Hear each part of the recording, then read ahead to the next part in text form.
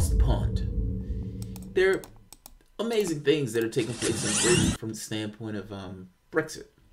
And, you know, I'm fascinated by British politics. And when I have, there we are, when I have this icon in the back of me, like I said, we're going across the pond. I want to try to do this video in like 10 minutes because I've done Brexit like constantly. I love the subject. It's fascinating to me. I want to talk about how we got here, where we are now, and the expectation of what comes next. Because I got to be honest, what comes next is probably, of all of this, some of the most fascinating aspects of this. In a move that was somewhat cravenly political, David Cameron, Prime Minister David Cameron, issued a vote that he assumed that people would never make. Meaning, it's a false choice. Or you could say it's a forced choice. I'm going to give you this thing of democracy and allowing you to make a choice from the standpoint of a referendum. However, I have no expectation that you're going to actually do what I'm giving you the option to do. Well, he was shocked to shit. The people voted Brexit.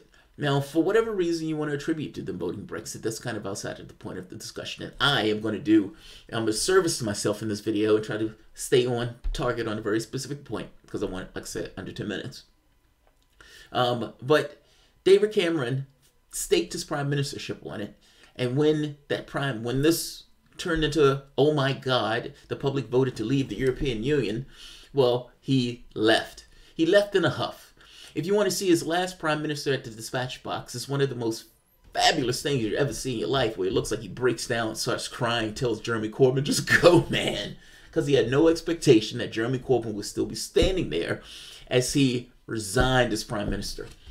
So Theresa May picked up to do the work of men. And in this case, the work of David Cameron. And I don't say it that way. I meant that God, that came out in the opposite way that I meant it. I meant in the standpoint of David Cameron and supposedly doing this kind of, leaves this tough job up. And Theresa May comes in and do the job. This kind of trope about doing a man's work. That's all. It failed on me on this one. But you get my point. Theresa May comes up to picks up the pieces of David Cameron's prime ministership. And her job, one job, deliver Brexit. Deliver Brexit. Your job is Brexit. David Cameron couldn't do it, so you got to do it. I think the thing that I was going for is David Cameron wasn't man enough to do it, so you need to do it. Whatever. That's it. Theresa May goes to the work of Brexit. Theresa May takes 2 years and puts a plan up, and it is voted down. Understand this. This is fascinating. Now, there's one more segment to this. Theresa May calls a snap election. She calls a snap election because this should be the thing that breaks the back of labor. That Jeremy Corbyn... That's Jeremy Corbyn's body being ripped by Theresa May. That didn't happen. In fact, the opposite of that happened, where the Conservative Party itself was broken in that vote, in that election. Because Jeremy Corbyn came out strutting like a peacock, and Theresa May with her head stooped in such a British polite way. That said, this created a problem. How do you deliver Brexit when your numbers are no longer there to deliver Brexit? And herein is kind of the crux of where we are. Even if she had the majority to deliver Brexit, meaning the Conservatives, it is unclear on whether or not she would still be able to get that vote done. I'm pretty sure somebody can do the math. There's Nate Silver somewhere. But I'm just saying, from this, looking at it, it's probably unclear or whether or not she could still get it over the finish line because there were so many people. It's so close in regards to people who are for and against what's being done. But it became somewhat of a moot point. Her government is propped up by a French, well, I don't want to call it French, but let's say a Northern Ireland group called the DUP. Which means that whatever Theresa May does, she has to acknowledge and pay attention to what the DUP wants. Otherwise, her government could collapse. Which is where we are. She doesn't have the numbers to get her withdrawal plan through. Her withdrawal plan was voted down in magnificent, stunning brilliance. I mean, you had something where over 200 MPs voted down her plan. This is not like the Senate and the House in the United States. This was a parliamentary system. These people are typically firmly behind her, but in this particular case, they voted her plan down. So, Parliament, trying to take control of these aspects of Brexit, tells the Prime Minister, you are compelled to come back here with a plan B We want to know, what plans do you have in order to ensure an orderly Brexit? We don't want you to crash out of the European Union. We don't want you to use the specter of crashing out of the European Union as a boogeyman of trying to force people to back your plan. Tell us what you're going to do. So the Prime Minister comes back within a few days. I don't know why a few days. She would know what to do in a few days, but whatever. She comes back within a few days and she says, all right, I have Plan B. And I'm going to issue Plan B. And Plan B, for all intents and purposes, is just Plan A. And with a difference.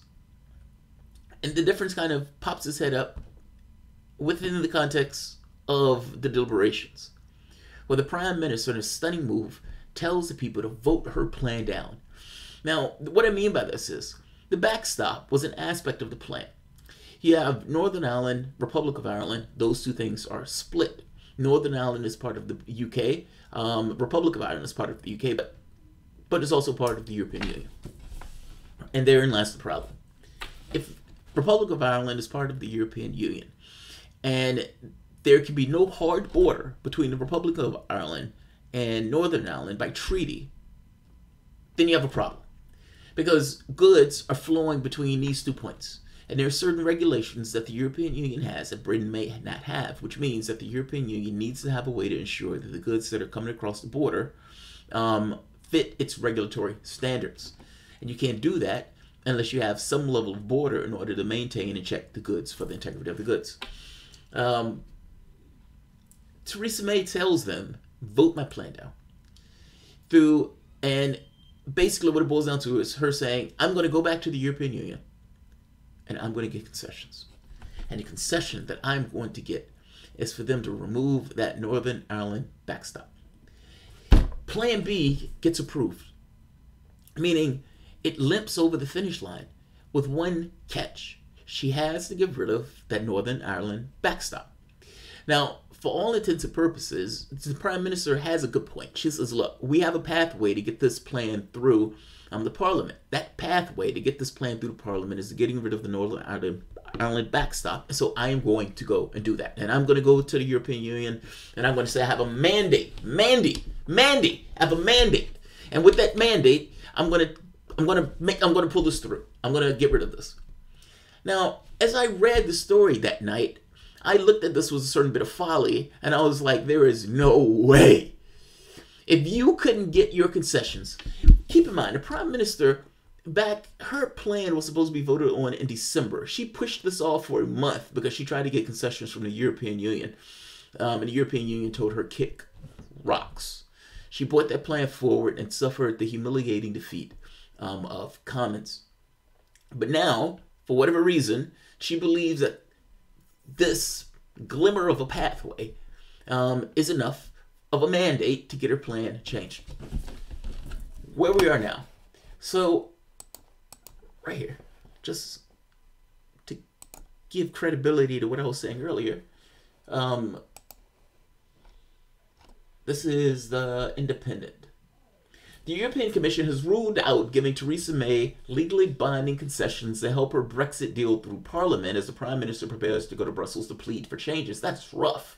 The Prime Minister's pleading for changes. Please, please, please give me changes. Oh my God, my head. They're going to take my head. Speaking after a meeting with the British MP in the Belgian capital, Martin Selmayr, pronouncing it wrong, I'm sorry. The European Commission feared General Secretary, who was in charge of no deal preparations, that nobody on the European Union side is considering backing down, and that the bloc was right to prepare for a no deal. Essentially, nobody is thinking about changing this plan. It's not going to happen. In fact, as the Prime Minister was standing up to give her, that speech of, I hear you and I'm going to get rid of that backstop, the European Union was essentially putting a dagger in her, saying, we are not changing the plan. The backstop is part of the agreed upon withdrawal agreement, and we are not changing the withdrawal agreement. Kick rocks. Let's keep going. And right here, this is a couple of hours ago. Michael Barnier, the European Union chief Brexit negotiator, has said that the backstop is the only operational solution to the Irish border issue.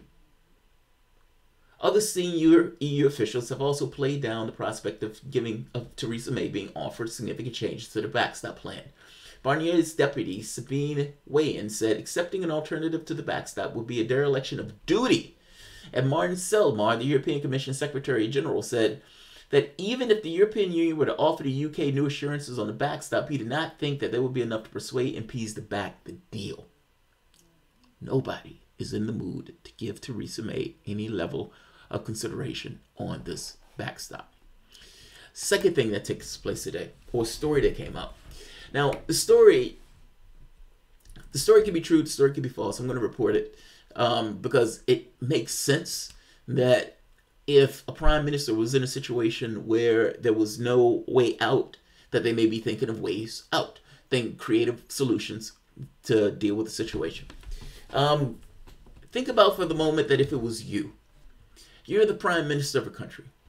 You couldn't get your Brexit deal through, whatever for the reason, but you couldn't get that Brexit deal through. But your job is to get that Brexit deal through. And for all the trials and tribulations that you've endured during the course of your prime ministership, you have held on and clinged to grim death. And you refuse to let go. I admire that about her. She keeps getting hit in the face with knuckles, and she keeps getting up right after it's trying to push through a Brexit deal. But you can't get it through. And fact of the matter is you didn't want to see your plan B get voted down, so you promised something that you couldn't deliver on. What do? Like, you're stuck in somewhat of a quagmire.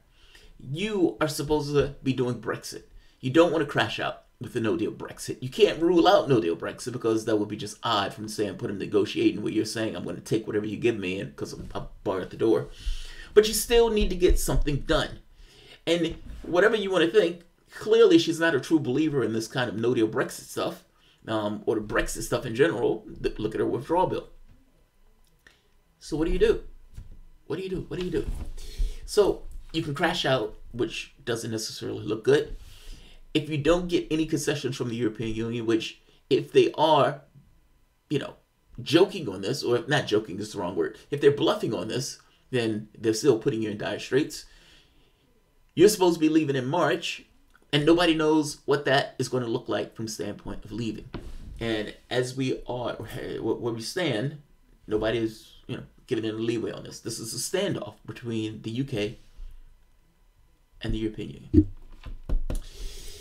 One of the stories that came out, and how it ended on this, was that Theresa May was potentially thinking of calling an election, like essentially extending Article 50, extending Article 50, and in order to give themselves more time to figure out what to do, but then call an election and then try to win. With this thought of, if you win, that's somewhat of a mandate to try to push through any changes in your Brexit plan, meaning the European Union has to listen to you if you win an election, and the entirety of the UK says, we want you as opposed to him. Prime Minister in the UK, Prime Minister said, this is nonsense. Like, she sent the thing out saying, this is nonsense. This is not what's taking place at all. This is what the reporting came out with, though. So, at the very least, it makes all the sense in the world to me that you would be thinking of alternative solutions if you can't get your plan through. I mean, you're trying to force it, I get it, but if you can't force it in the end, what do you do? And would you come up with a solution of, look, the best case that you have in this is to try to force your numbers to win and allowing winning to be your mandate. That's risky. Don't get me wrong, but if you're looking for a way to unify the country behind a particular thing where you can go into Parliament and you can stand up and you say, the country voted for me, not just knowing that I'm going to implement this plan. They voted for me anyway. I'm going to run with this. This is my mandate when I'm dealing with the European Union and changes need to be made to this document. I still think the European Union is going to tell you to kick rocks. I could be wrong on that. I don't necessarily think they want to create a situation where Britain has it better outside of the European Union than countries have it inside of the European Union, meaning that there's always going to be a bias to make it worse for you. Which, since it comes across almost as you're desperate to get a deal, that may be the case. But that's what's taking place right now. I've overshot by like 2 minutes, but that's okay. Overshot by 2 minutes. All right, I'm going to end this because, like I said, I didn't want to keep this one long. I'm going to the next video. I'll see you probably in like 15 minutes. So if you guys enjoy the content, please feel free to share, like, subscribe. You can always support the PayPal and Patreon. Thanks all. And we out.